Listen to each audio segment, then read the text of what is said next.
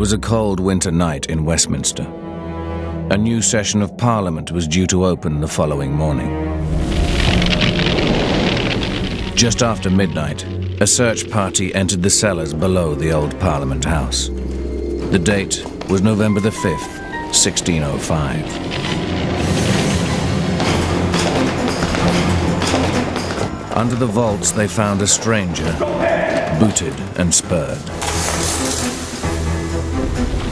And hidden under firewood, 36 barrels of gunpowder, enough to blow up Parliament 20 times over.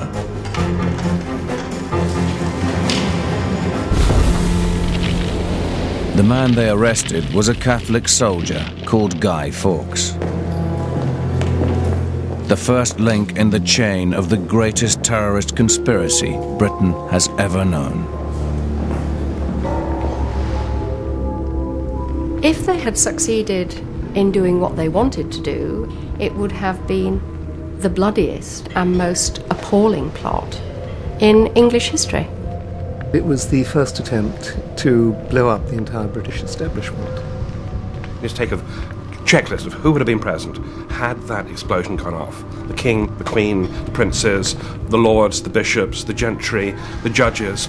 It's the first real attempt to use gunpowder technology for widespread terrorism. In other words, it's the gunpowder equivalent of the atomic bomb strike on Hiroshima.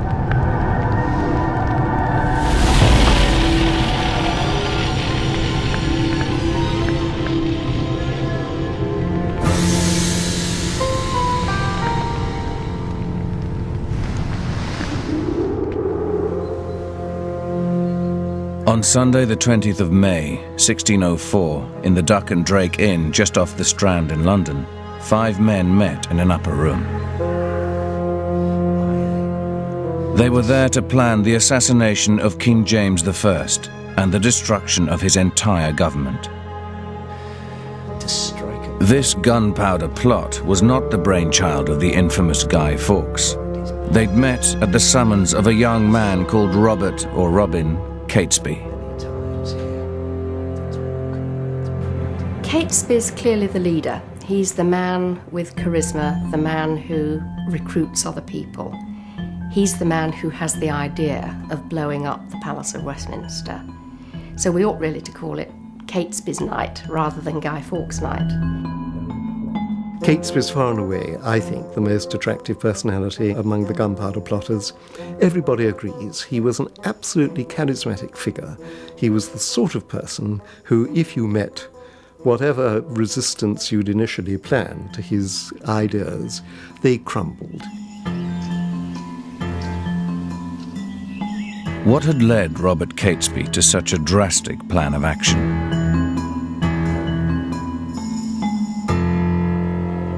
On the surface, he seemed hardly the type. In 1602, in Queen Elizabeth's England, he appeared to have everything going for him. Catesby was a young nobleman with a dashing reputation as a swordsman and man of action. He had land, he had connections. But in a country as aggressively Protestant as Queen Elizabeth's, one thing counted against Robert Catesby. He was Catholic and proud of it. He's not, as it were, a crypto-Catholic. He's an out-and-out Catholic with a very strong view of the burdens that Catholics bear, and that Catholics should not be passive, but should seize an opportunity to better their condition. In the 70 years since the English Reformation, most Catholics had learned to keep their heads down and their faith to themselves. Most even attended church with their Protestant neighbors. But not Catesby. He was part of a network of wealthy Catholic families who refused to conform, who chose instead to suffer crippling fines for non-attendance. The government called them recusants. A recusant is somebody, comes from the Latin word recusare, to refuse. And a recusant is somebody who refuses to give outward conformity. Somebody who will not say, well, I'm Catholic inside, but I'm not a Catholic outside. Very much like the people in Eastern Europe who refuse to conform, what we call the refuseniks. You nearly always get in any society, particularly societies that are under pressure, some people who will not agree to go along with the mass. And the recusants are those sorts of people.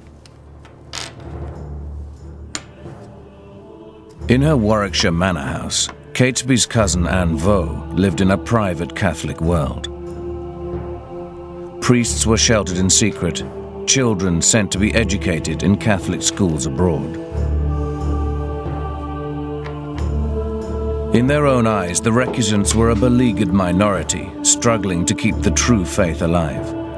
But to the authorities, people like Anne Vaux and her cousin Catesby seemed dangerous. England was at war with Catholic Spain. It made the recusants potential fifth columnists, an enemy within, a security risk to be watched at all costs. The most commonly used comparison of the life of Catholic in Elizabethan England in the modern day is that of being a communist in 1950s America. But to be a communist in 50s America was a holiday camp compared with being a Catholic recusant under Elizabeth. For a start, you were always in danger of having your property searched, usually at night and always without warning. You were always politically suspect. You were regarded as being the agent of a foreign power, subverting everything for which the realm stood. Above all, if you actually do what a Catholic's supposed to do, which is hear the word of God according to your church, you need a priest. If you harbour a priest, you're in serious trouble. At Baddesley Clinton in the summer of 1602, Anne Vaux was secretly harbouring the leading Jesuit priest in England, Father Henry Garnet. You have to remember that from 1585 to 1604, England is at war, and that therefore things like sheltering priests who come from Spain or from the Spanish Netherlands is a quite different thing from a purely religious gesture. It's a potentially very hostile and very threatening gesture to the English war effort and to the English government. Mea culpa, mea maxima culpa. Garnet lived a covert existence, moving from house to house, celebrating the Mass in secret. As a Jesuit, he was part of a new order of priests sent to England to stir up Catholic revival, to undermine Elizabeth's authority as head of the English Church. The government feared Jesuit priests because in 1570 the Pope published a bull excommunicating Elizabeth I. That bull released all their subjects from their allegiance to her and encouraged them to depose her. Indulgentium, absolutionem. Such fighting talk inspired Catesby and his cousin. The hope of a Catholic revival was what gave them the strength to live as recusants. They knew that to harbour a man as dangerous to the Protestant state as Henry Garnet risked imprisonment, even death. But that was the price of their faith. Ecce agnus Dei, ecce tollis peccata mundi. But the question was, when would the Catholic revival begin? Despite the best efforts of the Jesuits, most English Catholics were drifting into conformity. The Protestant Church had never seemed more secure. For Catesby to turn round Catholic fortunes, it was clear some radical change was needed. Dominus vobiscum. Et cum spiritu tuo. Ite misa est. Deo gratias. In the autumn of 1602, a friend of Catesby's called Thomas Percy rode north to Edinburgh to meet James VI of Scotland on a mission on behalf of English Catholics. What they hoped was that Catholicism would be tolerated. And, of course, there was no chance of that while Elizabeth was alive. But although she'd had a long and glorious reign, even Elizabeth was subject to mortality, and it was clear she was going to die. And it was clear that the next occupant of the throne would almost certainly be James of Scotland. And James himself had allowed it to be known that when he came to the throne, Catholics would be allowed to live a free life. James was a Protestant, but appeared tolerant of Catholics. He was the son of the Catholic martyr Mary Queen of Scots, and his own wife had converted to the old faith. As the future king, he seemed an answer to recusant prayers. He was a rather crude and vulgar man who was physically in many ways repulsive because he wasn't very clean. He slobbered, and he was a sort of a not exactly misshapen, but a little man who was very ungainly, and he had a predilection for male favourites, although he did conduct a very happy married life with his queen, who bore him about 9 children in all. James is really a very intelligent man with a bad PR kind of image. He's Donish. He'd been a really good professor of theology or law at Edinburgh University the present day. He's really bright. He writes well. He speaks well. He's got a good brain. James is uncomfortably aware that in a Europe divided between Protestant and Catholic, if he pleases both, he's safe. He wins both sides. And so what he does is, he gives the Protestant English every possible public reassurance. At the same time, he's tipping the wink privately to English Catholics. Thomas Percy was a poor relation of the powerful Earl of Northumberland. As a convert, he was a zealous champion of the Catholic cause.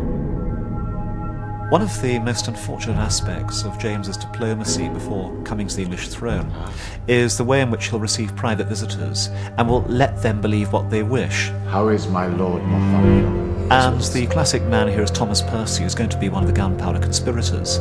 He's connected to the Earl of Northumberland, one of the great magnates of the English realm. And he trots up to Scotland to check out James and try and get a solid promise from him to give toleration to English Catholics. And the general mood in London? James doesn't give any solemn promises at all. What he seems to do is encourage Percy to believe what Percy wishes to believe. I find the English a factious people, Mr. Percy. Sir, if I may, we are merely seeking concord. Oh, I shall rule England as I rule Scotland, Mr. Percy, with nothing but concord in mind. What to James was a political ploy seems to have been taken by Percy as a genuine statement of belief and also a genuine commitment to do something. And it's fairly clear that James never intended it to be any such thing. Send my greetings to Lord Northumberland. Your Majesty. And so Percy returned to England, carrying the dangerous idea that James had promised toleration for English recusants. English Catholics, when they heard about this, assumed that it was virtually all over, rather like people in occupied Europe felt in 1944. Liberation had come, the dictators had gone, you could throw your hats in the air and live a perfectly normal life. 6 months later, on March the 24th, 1603, Queen Elizabeth died. And James VI of Scotland became James I of England. When James comes down from Scotland, it's the classic honeymoon period. He's doing everything that a king initially should. He's hunting everything that runs and knighting everything that crawls. He lathers the British nation with flattery, with honours, and as part of this, he relaxes the persecution of Catholics. He remits the recusants he finds, that is to say, he instructs the collectors of recusants he finds simply not to collect them. So there is a period of easement for about a year. But by the summer of 1604, it's clear that nothing is going to happen by way of a formal toleration. The recusancy laws have not been repealed, nothing has been done to grant greater liberties to Catholics. Clearly, James intended to do nothing for them. English Catholics felt betrayed, and none more so than Thomas Percy.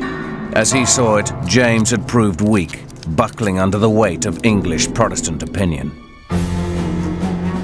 By 1604, the honeymoon for English Catholics was over. Under pressure from Parliament, James reimposed the recusancy fines, and an edict was passed ordering all Catholic priests out of the country. Those that stayed risked being hunted down, as in the worst days of Elizabeth.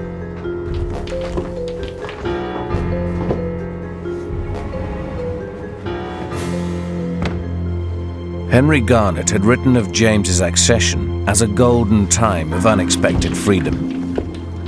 The reality was hard to bear. For Robert Catesby, a lifetime of resentment drew into sharp focus, and the object of his hatred was the man who'd betrayed them. He's somebody who dared to promise them all that they rightfully deserve, who even may have held out a promise of someday coming back to the true religion himself. What happens? He tries this transparent trick of relaxing the fines just to see how the Protestants react, and as soon as a few of them start bleating, what does he do? He starts persecuting the Catholics all over again, bringing back the old terrible Elizabethan regime just to curry favour with a heretical church. So from that moment onwards, to a genuine Catholic extremist, James deserves to die. It's as simple as that. I think the really dangerous moment in any political situation is not when people have been so oppressed for so long that they've been ground into the earth. It's when their hopes have risen and suddenly you try and put the genie back in the bottle and you can't do it. It creates an explosive situation, and that's what happened in 1604.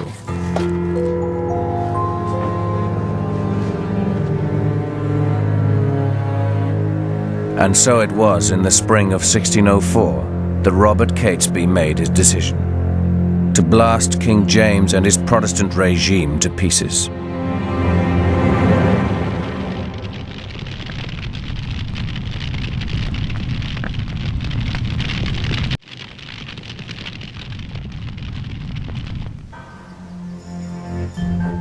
Sunday, the 20th of May, 1604. In the Duck and Drake, just off the Strand, in one of old London's most fashionable quarters, Robert Catesby met with 4 friends. But it wasn't a social gathering. This was the meeting that was to set in motion the gunpowder plot. I swear to disclose nothing that I hear today, so help me God. I swear to disclose nothing of what I hear today, so help me God. I swear to disclose nothing of what I hear today, so help me God. The gunpowder conspirators themselves were wild and rather silly young men. Nothing of what I hear today, so help me God. They weren't normal English Catholics. They were relatively young, their average age was in the 30s. And on the whole, they're adventurers. They are people whose personalities are fairly unstable, whose finances are in even worse condition than their personalities, and who feel on the whole that they're ready to take the biggest risk of all, which is losing their limbs, their heads, their fortunes, for the sake of the jackpot, which is winning England back for Catholicism. The meeting began with a vow of secrecy, and then Catesby outlined his blood-curdling plan. I aim to strike a blow with powder. The target was the state opening of Parliament. The weapon, gunpowder. The gunpowder plot is remarkable because of the scale of the attempt on the life and apparatus of the Stuart crown. There have been previous assassination attempts, which were matters of bullets or daggers or perhaps poison, directed at a particular individual, a monarch. But this targeted the entire ruling class, the entire establishment of Stuart Protestant England. If you take a register of who would have been destroyed had the explosion succeeded, not just the king, the queen, the princes, the royal family, the heirs to the throne, the continuity of the dynasty, also all of the lords, all of the bishops, all of the members of Parliament, the leading gentry and judges, the entire representative of the Stuart state, all would have been destroyed in one blow. And that is, I think, remarkable and unprecedented. For this devastating act, Catesby had recruited 4 men he knew he could trust. The first, Thomas Percy, still smarting from his misreading of James's intentions. Second, Catesby's cousin, Tom Winter, stocky and round-faced, fired up with a recent and passionate reconversion to the faith of his childhood. Third, Jack Wright, Catesby's oldest friend. And finally, a more mysterious character, recruited for his expertise in mining and explosives. He called himself Guido Fawkes. Now, Guy Fawkes was a Catholic from Yorkshire. His relatives on his mother's side were the chief influence in his life. They were Catholics. And he became very much the equivalent of a sort of hardline Catholic terrorist. Guy Fawkes had been an experienced mercenary soldier in the southern Netherlands, the area that we would now call Belgium. And he had been fighting for the Catholic forces there. It was a well-known area where English Catholic men might go for military experience, might go to get away from their families, away from the recusancy laws. He comes over as an extremely dour, brave, relatively unimaginative Yorkshireman with very considerable technical skills. Fawkes had been fighting in the Netherlands for over 10 years. He'd been back in England for less than a month. It was Winter who introduced him to Catesby. Fawkes was vital because at this early stage Catesby had no practical idea of how to take out Parliament. Fawkes knew about siege warfare. He knew about digging mines. He knew how to lay gunpowder for maximum impact. All Catesby knew was that the effect must be total. It must result in the complete destruction of the ruling elite. Create that political vacuum whatever the cost, and God would do the rest. Are you with me? Aye. Aye. Aye. I will venture my life, Robin. Good man. Good man. Good man all. Catesby was a fanatic. And like most fanatics, he had an absolute conviction of the rightness of his own actions. God was with him, he was doing God's work, and if it involved blowing up lots of people, many of whom were innocent, well, God moves in a mysterious way, and it's ultimately for the good.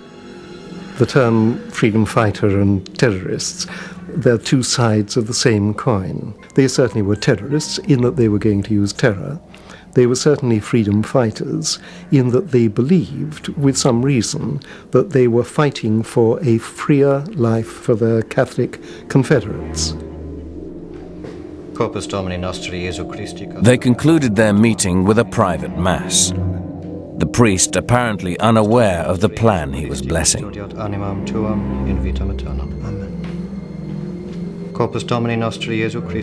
And so the conspirators sealed their covenant, with God and with each other. Amen. And the months of plotting began. The current session of Parliament had only a few weeks to run.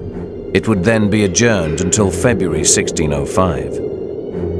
That gave them a timescale within which to work. But there was much to do. With just 7 months to go, they lacked even a base in Westminster. Westminster at this time is basically a rabbit warren inhabited by rabbits wearing silk and ermine.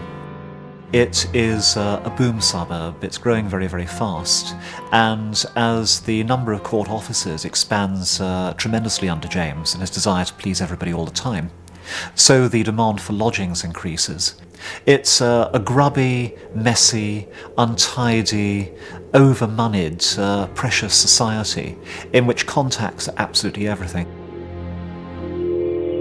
Of all the plotters, Percy had the best connections. And milking his link with the powerful Earl of Northumberland, he hit the jackpot.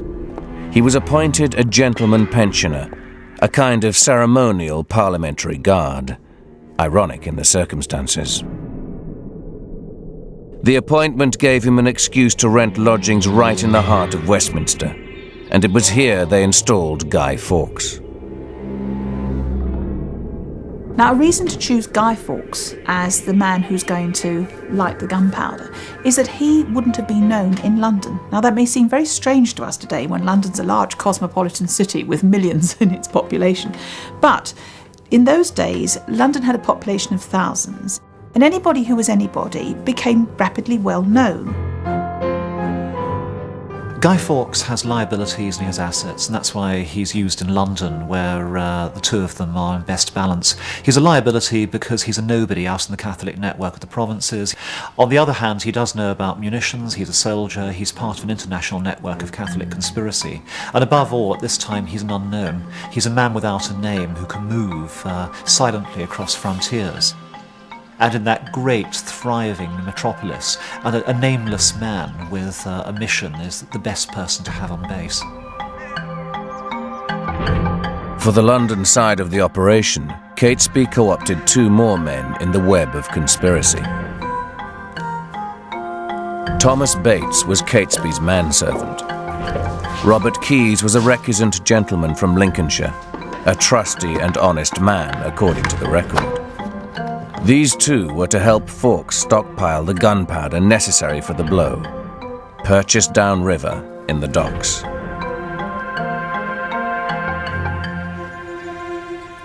Gunpowder is quite widely manufactured in the southeast of England, and obviously during wartime there had been a considerable demand for gunpowder, not least from the ships of the Royal Navy, but also from English merchant shipping, because they very often carry cannon to defend themselves. Someone like Fawkes would know where to get gunpowder, having been in those circles as a military man. The nearest powder mill to London was in Rotherhithe. It operated under royal licence. But with a peace treaty now signed with Spain, there was a glut of powder on the market. The excess was sold off cheap, no questions asked. Fawkes stockpiled 36 barrels, taking his time to avoid suspicion, and he transported them back upriver to Percy's Westminster lodgings, up the Thames, that great artery of early modern London. 36 barrels was 10,000 pounds weight of powder. It would blow with the explosive charge of 250 cannon firing at once.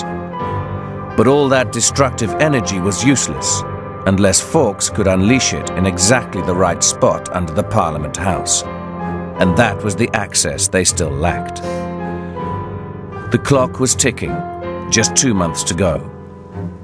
But then, in December 1604, the state opening was delayed once again, this time to the winter of 1605. One of the dodgiest things about blowing up a parliament is working out when the parliament's going to be there at all. Because parliamentary sessions are delicate things, they impose an incredible strain on the people who are hauled in from the provinces to sit in the Commons or the Lords. London's notoriously unhealthy, so you can't keep people there for too long, and especially summer months are a dodgy thing because they're the best time for disease. So they put off the meeting until the winter months when, as we now know, the fleas are going to bed, and so plague dies down. For Catesby, the postponement of Parliament changed the scale of the plot. Up till now, he'd planned only the explosion. His grievance focused just on that one act of revenge.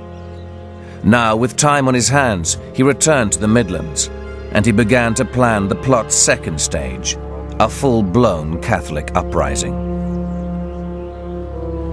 For this, he needed the support of local recusants. So in March, he recruited John Grant of Northbrook House, and Jack Wright's brother Kit, and Robert Winter, Tom's brother, the wealthy master of Huddington Court. Until now, in a curious way, although it's lunatic, the plot is actually viable. It's the Big Bang theory of destruction, in which you take out your enemy and then work out what happens next. Whereas Catesby now goes on to phase 2, and in doing so, he actually makes the plot more likely to fail because more and more people know about it. It's like spinning a spider's web in which you're going to be catching potentially really quite dangerous animals as well as flies. What Catesby envisaged was a cavalry uprising centred on the Midlands. He whispered of the plot to rich noblemen like Ambrose Rookwood and Sir Everard Digby, men famed for their impressive stables. The idea was, in advance of the explosion, a hunting party would be raised. Once the king was dead, this hunting party would show its true colours. It would ride to Coventry, and there kidnapped James's eldest daughter, the Princess Elizabeth. They knew nothing about her. The only advantage was she was living, I think at the time, in Warwickshire, and they simply thought that Princess Elizabeth, being young and they hoped easily malleable, she would just be a puppet in their hands, and they could say, there we are, James is gone, but now we have James's daughter, she's queen, and they would rule England through her as a Catholic country. What Catesby was banking on was chaos. With the Protestant power structure destroyed, his cavalry would press its advantage, stirring the dormant Catholic population, provoking open civil war. It was a wildly ambitious plan. I think that the gunpowder plotters, Catesby in particular, they were very much isolated figures in the Catholic community. I don't think they'd have had anything like the impact within England that they seem to have assumed that they would have done. Most Catholics wanted to keep their heads down. There is about a 1% chance that Protestants would have been so dazed and demoralised that Catesby's lot could actually have seized Princess Elizabeth and made her their stooge.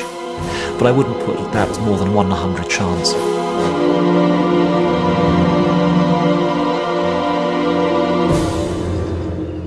But Catesby was blind to any flaw. He convinced himself God was smiling on his plans. God had provided the gunpowder.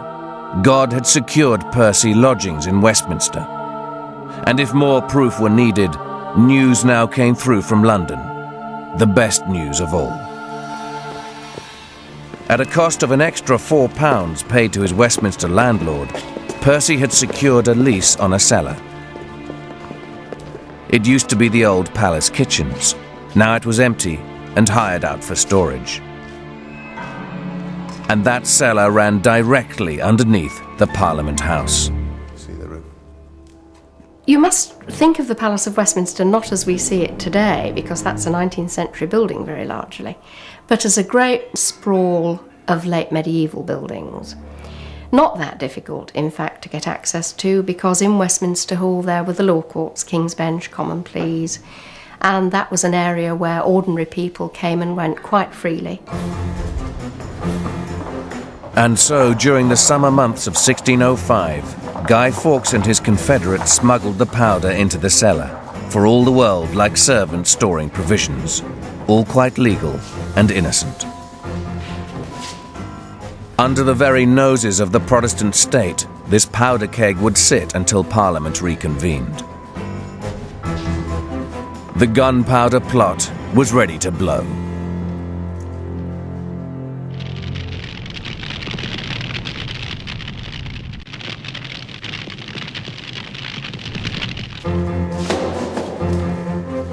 October 1605, 3 weeks to go before King James reopened Parliament, and the gunpowder plot was on course.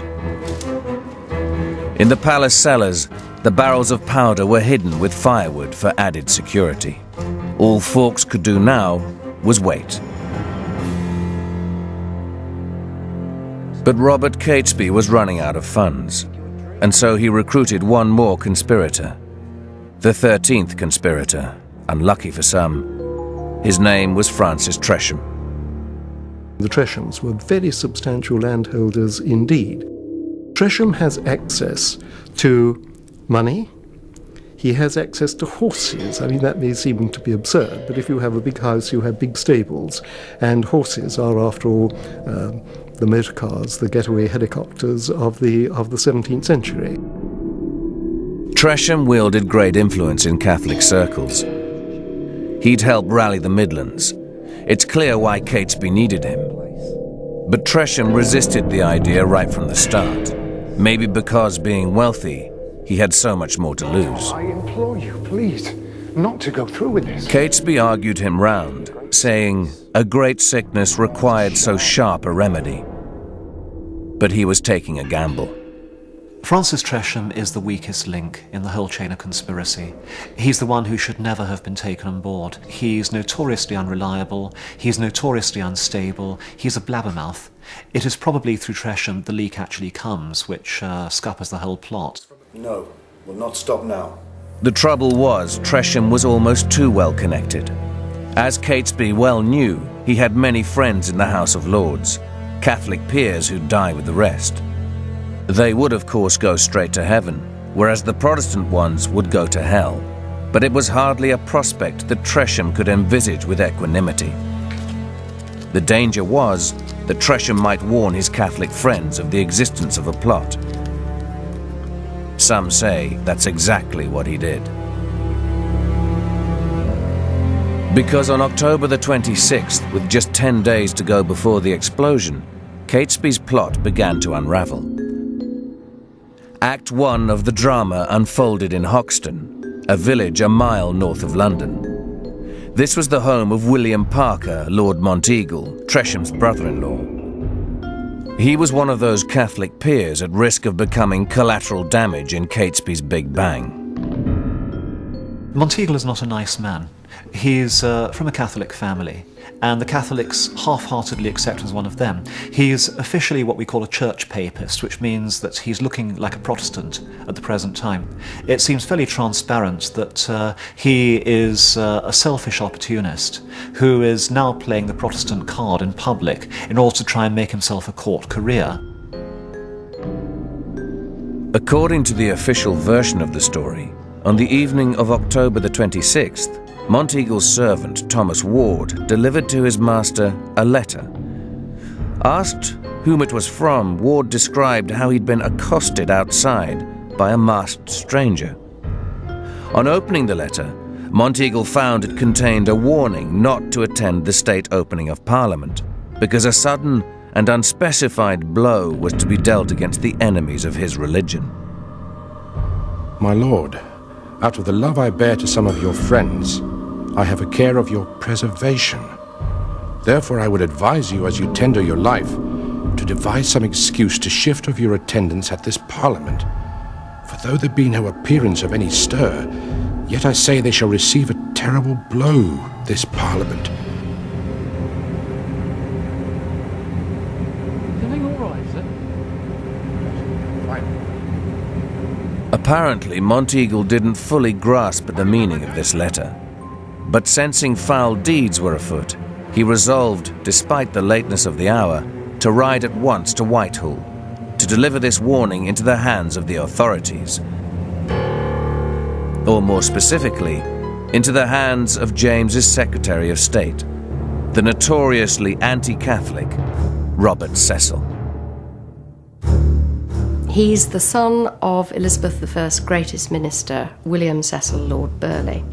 So he's a man born to power, born into an immensely wealthy and powerful family. Like Sir Francis Walsingham before him, who was Elizabeth's Secretary of State, one of his major functions was collating intelligence, and he inherited Walsingham's spy ring. Cecil is seen as the spy master, and that's an anachronistic term. The 16th and 17th century would have called it an intelligencer.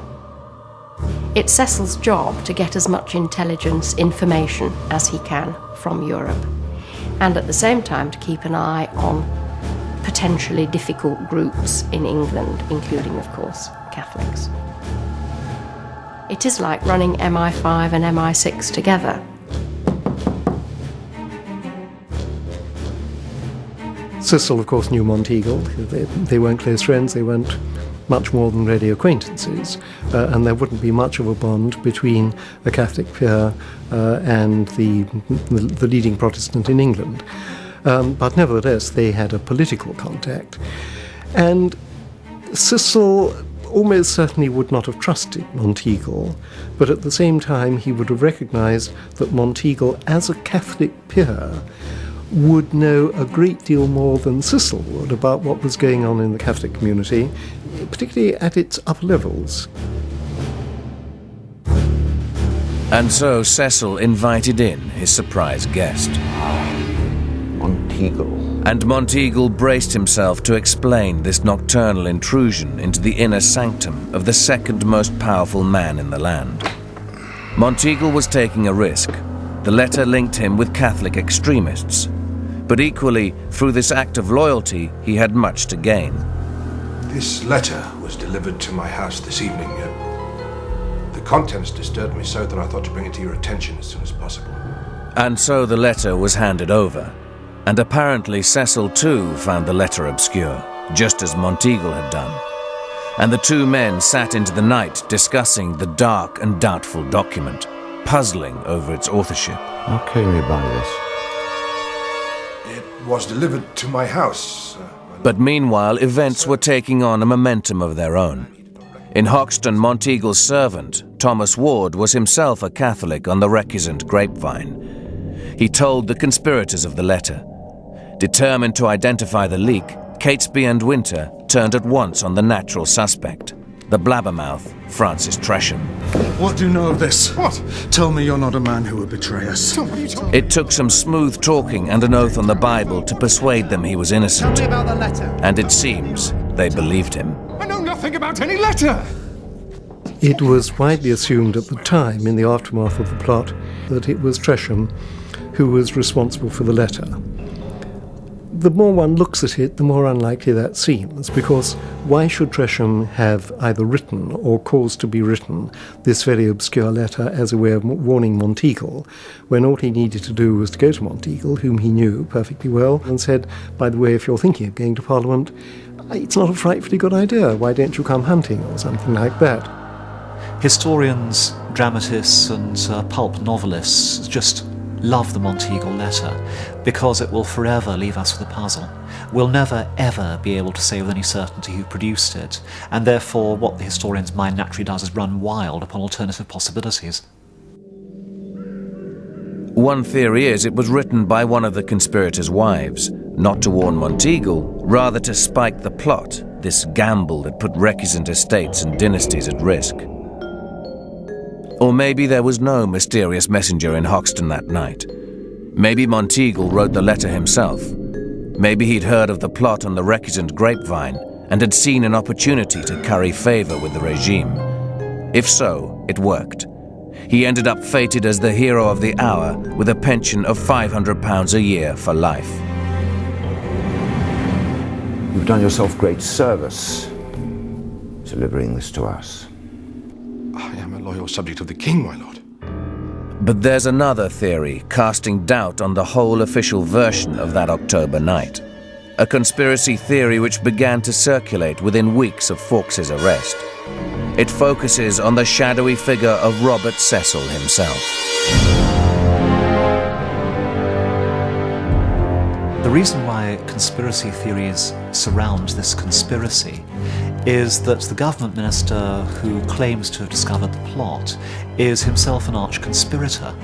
He is a spy master. He is a manipulator. He's used to orchestrating and rigging assemblies, monarchs and hirelings alike. He comes from a family which itself has a history of rigging plots. Mary Queen of Scots was framed by a combination of politicians, including Cecil's own father. And so with this family background, it is natural for people to suspect that to some extent Cecil rigged the gunpowder conspiracy himself. The supposition is that Cecil knew of the plot long before October. That Cecil's network of spies had fed him information of a stir in Catholic circles. The only question is, how extensive was that information? There's no doubt that Cecil knew fairly early on that something was afoot. And as the time of the Assembly of Parliament got nearer, Cecil's information became more detailed and more accurate.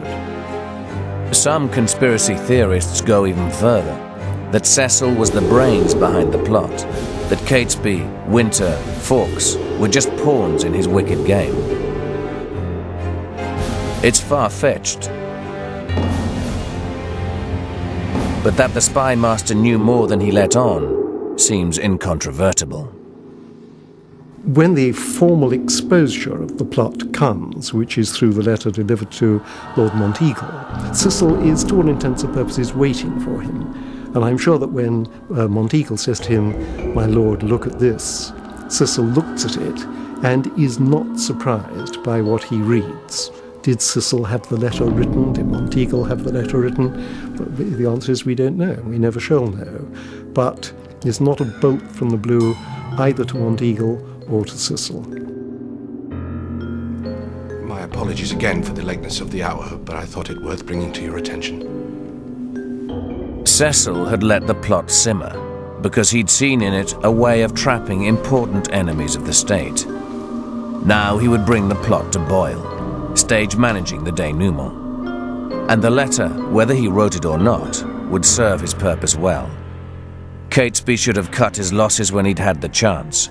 He'd chosen to gamble, to underestimate the enemy's hand. It was a bad call. It changes nothing. The letter changes nothing. They know nothing of the powder, they know nothing of our plan. One of the great mysteries of the whole affair is why, having discovered that the plot is disclosed, knowing the government's onto them, Catesby doesn't do the obvious thing and skedaddle. It's fairly blatant now that the conspiracy is going to fail and they're going to pay the maximum penalty. One can only surmise that the mind of a fanatic just doesn't operate in common sense, obvious and rational ways. That having gone this far, Catesby just hopes that human nature will intervene and the normal bungling ways of humanity will enable Guy to get through with a torch at the right moment and the whole lot to go sky high. Nothing is crazy if God wants it, and God will organise it for you. It's what happens if you believe in providence. But God, it seems, was with the Protestants. And he had other plans for Robert Catesby.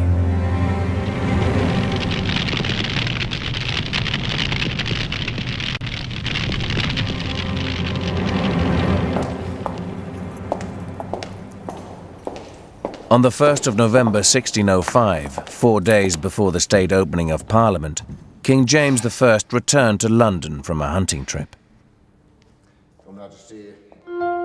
His chief minister, Robert Cecil, handed him the Monteagle letter, the letter revealing the threat to Parliament. Cecil played the innocent. He pretended he was baffled, allowing the king to shine.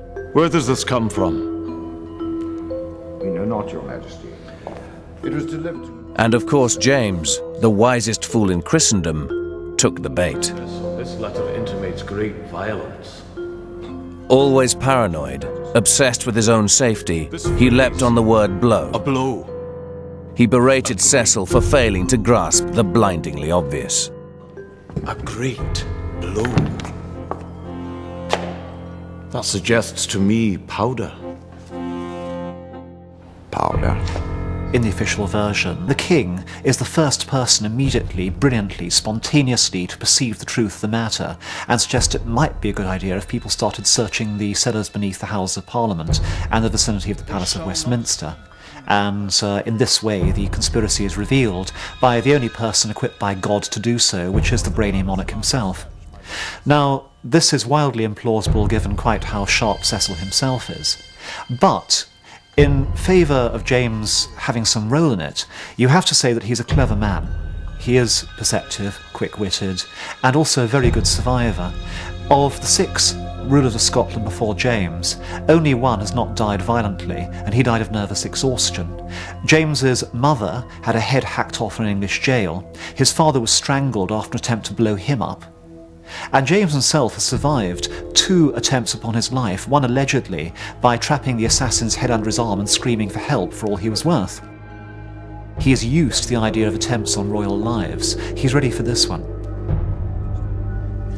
James charged Cecil with his safety. He called for Westminster to be searched, but still Cecil waited. In his own words, he wanted the plot to ripen, to snatch it in full bloom. And so the conspirators made their final preparations, unaware of the net closing in.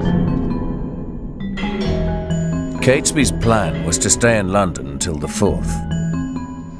He would then ride to the Midlands in advance of the others to join the hunting party raised by Digby as a cover for the kidnap of the young princess. One last time, Tresham urged the others to reconsider, his nerves stretched to the limit. We are prepared to die. But Catesby, Winter and Percy were resolute, ready to abide the utmost trial, to give their lives if necessary. In the cellar, Guy Fawkes prepared a fuse, enough apparently to smoulder for 8 hours before the gunpowder blew. His brief was to stay in the Westminster lodgings until after the explosion, to witness the destruction, to confirm the death of the king, and then to ride to join the others with the joyful news. At some point on the 4th, it's known he visited Keys in Lambeth to collect a timepiece with which to gauge the vital moment. At 11 o'clock on that last morning, Thomas Percy left to pay a visit to his cousin Northumberland at Sion House, to see what rumours, if any, were circulating at court. Later that evening, he rendezvoused with Catesby at the Duck and Drake. He told him all was well. There was no talk of the Monteagle letter. Then I go. Catesby left for the Midlands. But Percy was quite wrong. All was not well. Because now, at the 11th hour, Cecil was ready to make his move. His plan was that the king should take all the credit. His denouement would be orchestrated to that effect. The official version has the Lords Suffolk and Monteagle searching Parliament in the early evening and spotting a bearded man, most likely a servant. But they also notice a pile of firewood, a pile too large for the lodgings the cellar served. On further investigation, they discover the cellar's leased to a Catholic, Thomas Percy. They go to the king. They tell him what they've discovered, still apparently unable to put 2 and 2 together. And the king, in his wisdom, urges that a second search be made, or he would plainly go next day to Parliament and leave the outcome of the day to fortune. And so Cecil's drama was resolved.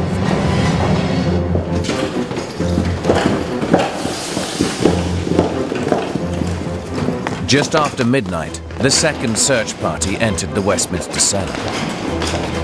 And there they arrested the mysterious stranger, booted and spurred as if for flight. What's your name? John Johnson. He gave a false name. He said he was a servant. My lord! But under the firewood, the barrels revealed the terrible truth. Find him! And Guido Fawkes' place in the history books was secure. The beauty of the official version is that it conjures up such a wonderfully theatrical image. I mean, no wonder we still have it riveted in our minds. Guy with his beard, his hat, his cloak, his dark lantern. It's just so beautifully vivid. It's how, of course, he was actually caught, but the belief we have to go through in order to reach the point at which we imagine that none of this was stage managed at all requires an act of faith considerably greater than that believing in the Holy Apostolic Church or any other.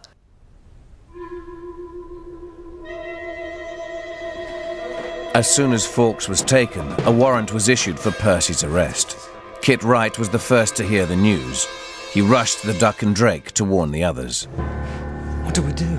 The conspirators in London, of whom the leaders are Winter and Percy, have a quick conflab at this stage and work out what to do.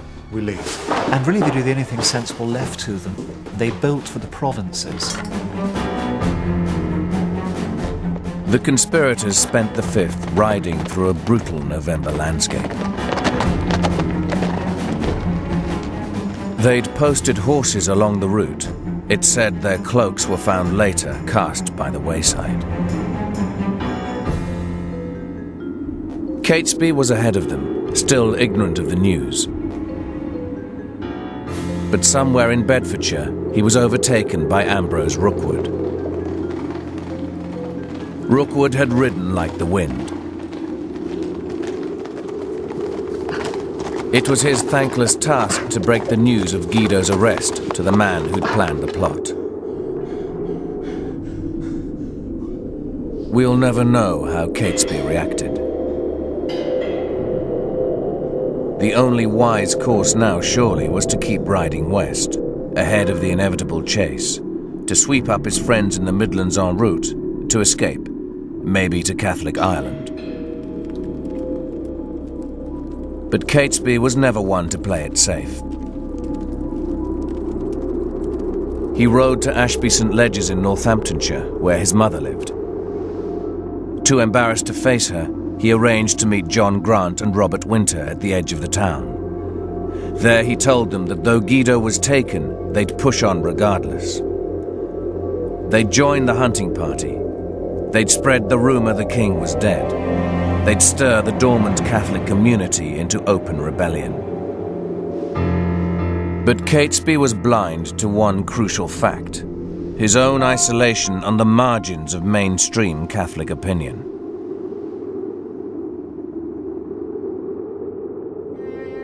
As soon as the news arrives of a Catholic plot, it's quite clear that support for Catesby simply fades away, and no one comes to join the plotters. There is no mass rising of Catholics at all. Catesby had at his disposal a ragtag cavalry of no more than 40, maybe less, a rump of recusants. They rode from estate to estate, preaching rebellion. But the Catholic majority treated them like lepers.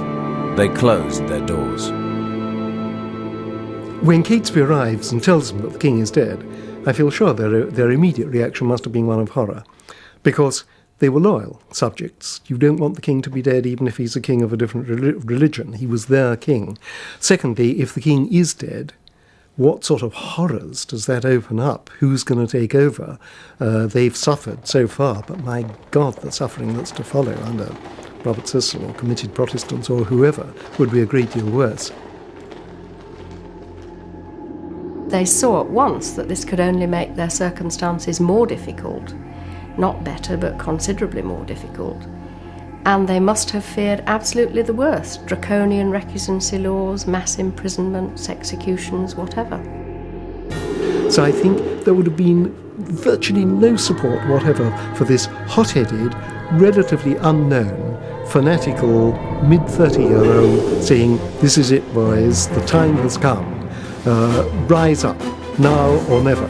And they think, well, in that case, never. Let's get home and lay quietly and see what happens.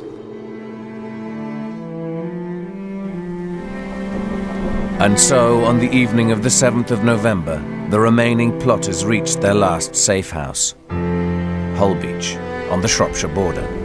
Tired, demoralised, hunted, the gunpowder plotters prepared for their final stand.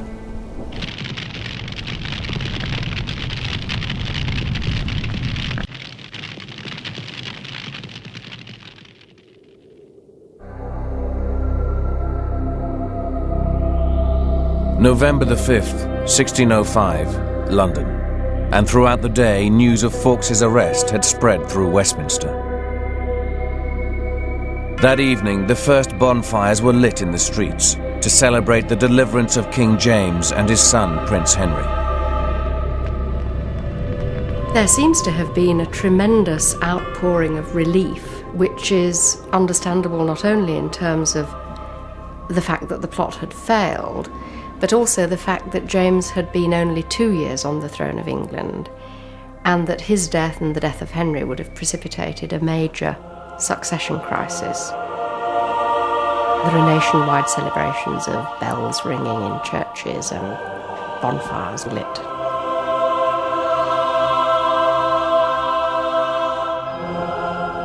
Bonfires are lit as fires of joy. Bonfires are lit to celebrate good news.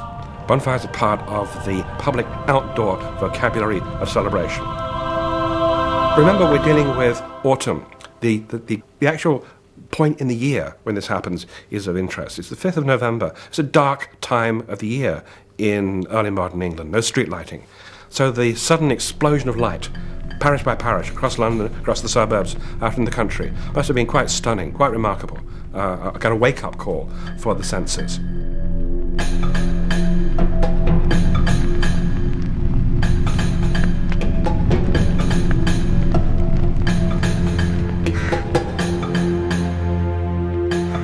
So far in the Tower of London, Guy Fawkes had held his tongue, sticking to his alias of John Johnson. refusing to name his accomplices. But on the evening of the 6th of November, the king, always keen to strut his forensic skill, demanded to see Fawkes in person. And so the assassin and his target came face to face. Your name is John Johnson. And you would have killed me and my lords and my parliament. Well, the fact that there was a meeting at all is remarkable because it was virtually unheard of for a monarch to interview anyone suspected of treason. The first thing monarchs did was distance themselves completely. But no, here's James, and he is wanting to interview Guy Fawkes himself. You have no regrets? Only that I did not succeed. This is totally in character for James. Whenever a really hot political prisoner comes up, James likes satisfying his own intellectual curiosity and also upping the drama of the moment by interrogating in person. It shows him to be at the cutting edge of government activity. And what of the royal children? Merely innocents. The king showed off his debating skills, but Fawkes showed him nothing but contempt. I thought to blow you all back to Scotland. That's what I thought.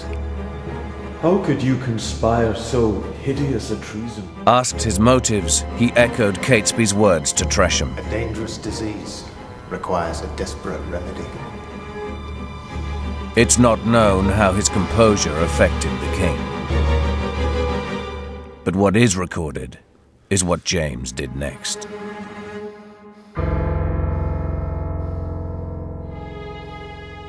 To modern eyes and ears, the most sinister aspect of James's personal interview with Guy Fawkes is at the end he tosses Guy Fawkes over to acute physical suffering. Now, English law here is actually more humane than most European law, because officially you cannot be tortured in order to produce a confession. Under strict English law, somebody can only be tortured in political cases where the person's guilt is already established. In other words, once you've been tried and found guilty. In the case of Guy, his guilt is so absolutely self-evident, he's made no attempt to deny it. He's now prime game for torture. The gentler tortures meant that the manacles would be used, and that meant that the prisoner would be suspended by manacles through the arms on a wall. Now, this could be excruciatingly painful, and there are instances of prisoners whose hands were permanently maimed as a result. Now, that's the gentler tortures. People didn't always crumble immediately under these. But when it came to the rack, which was the more forceful torture, there were few prisoners who had the courage to even go on the rack. The mere sight of it was enough to make them confess or make something up, which some of them certainly did. The rack itself dislocated limbs and caused permanent disability. There are only one or two instances of people who actually held out against being racked, and Guy Fawkes was not one of them. He talked. He crumbled.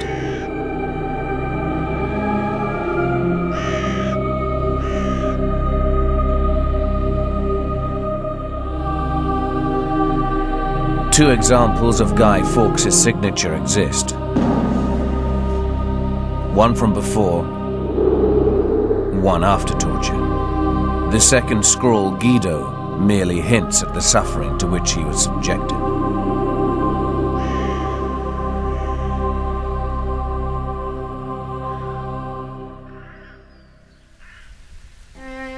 All eyes now were on the Midlands. Fawkes' confession had filled in whatever gaps had existed in Cecil's knowledge. It incriminated the Wrights. It incriminated the Winters. And so the endgame began. By the time that the conspirators reach what's going to be the last stand, which is Holbeach House, Staffordshire, everything's gone wrong. They're abandoned by their co-religionists. Even the weather's rotten. They've been soaked through on their ride. They're on the verge of despair. They're on the verge of catching colds. About the only thing remaining for them now is to make an epic last stand and find martyrdom. And after all, if you are a religious fanatic, then to be a religious martyr is a form of victory, and Holbeach is going to be on the surface the rather unlikely setting for one of the great acts of Catholic martyrdom in British history. Holbeach was the property of Stephen Littleton, one of the few recusants in the hunting party who'd not deserted them. They had with them a cache of powder meant for the cavalry uprising. All they'd need now was a small amount for their muskets to defend Holbeach from attack. But when they checked the powder, they found it was damp from the downpour. Maybe it's just proof of how weary they were, how muddled, how desperate, and how amateurish in Fawkes' absence. But what happened next was foolish to the point of farce. They tried to dry out the gunpowder in front of an open fire.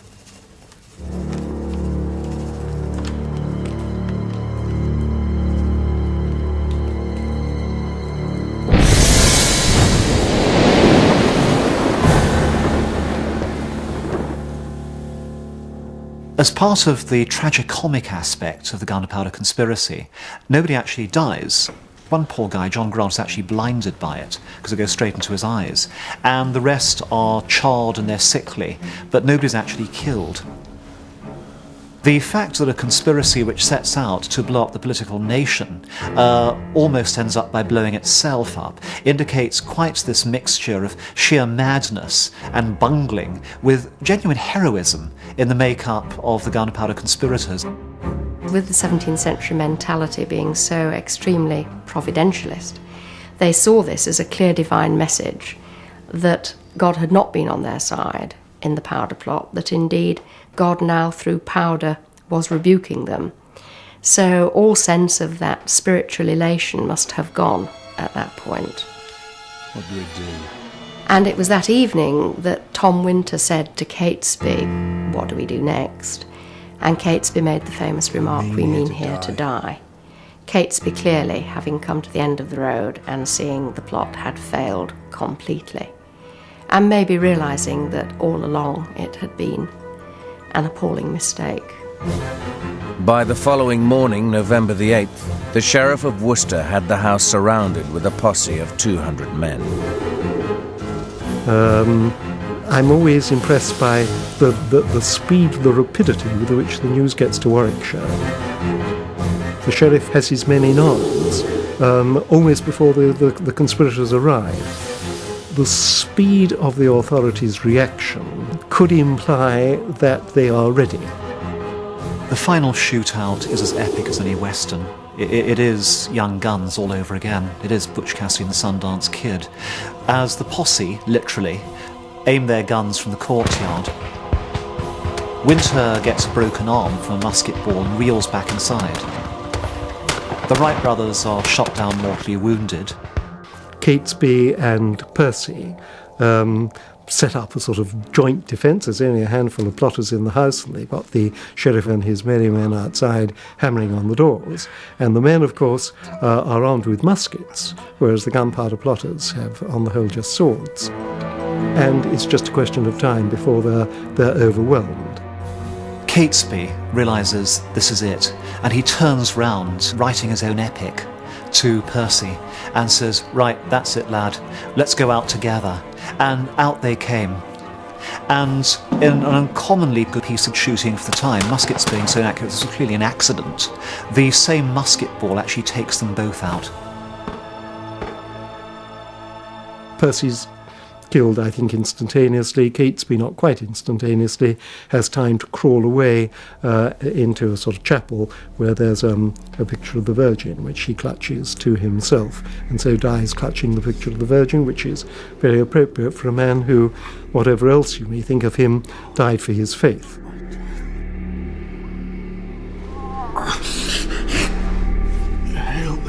Not for him the humiliation, the degrading public ceremony of execution. Never to the last abandoned by his sense of theatre, Catesby had enough brains to know how to die, making the finest possible end scene. The ultimate Catholic icon of a dying martyr.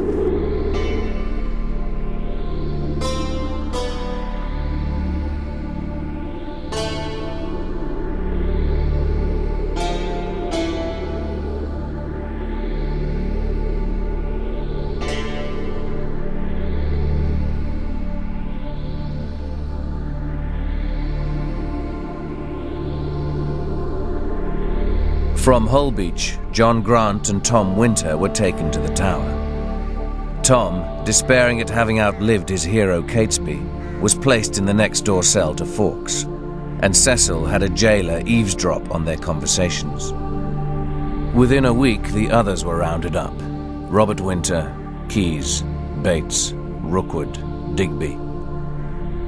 Francis Tresham didn't last long. He developed an inflammation of the urinary tract. He sickened and died in his cell.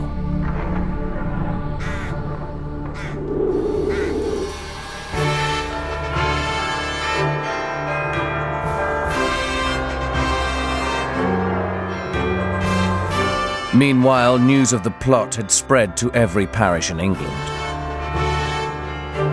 Prayers of thanksgiving, hastily printed, were read from every pulpit, and a mood of Protestant triumphalism swept the nation.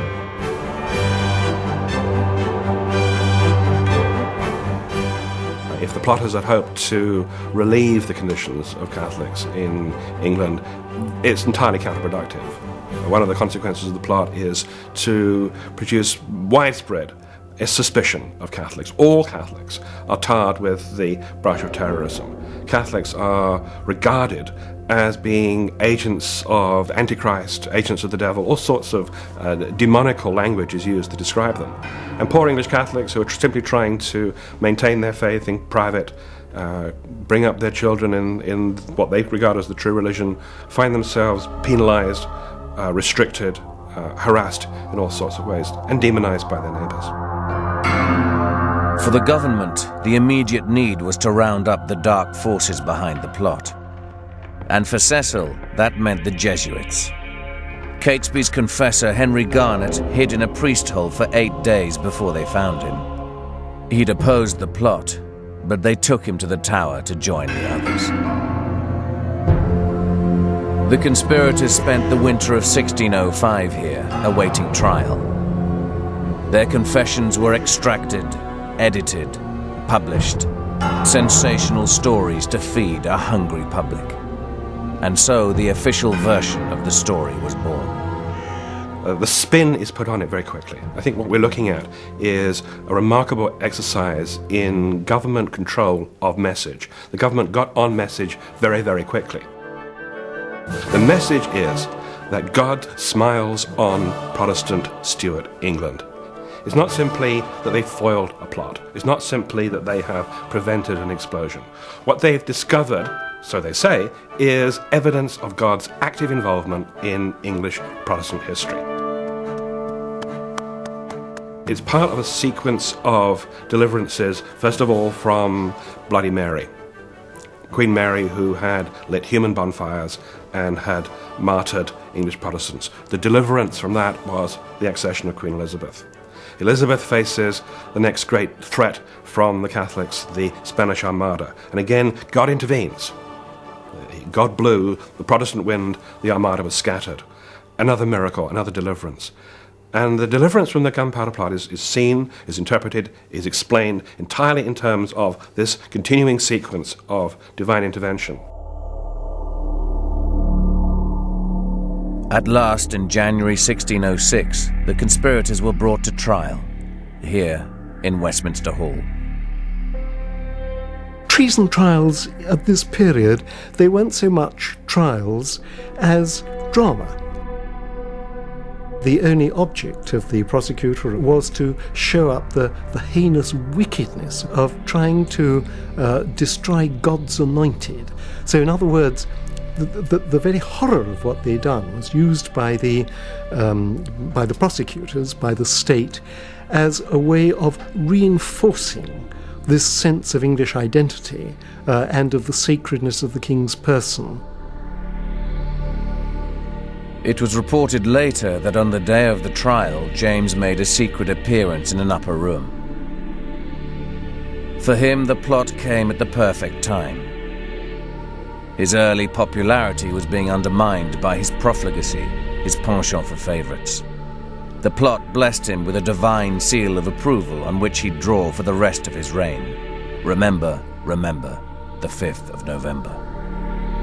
But first, to dispose of the conspirators. a traditional traitor's death.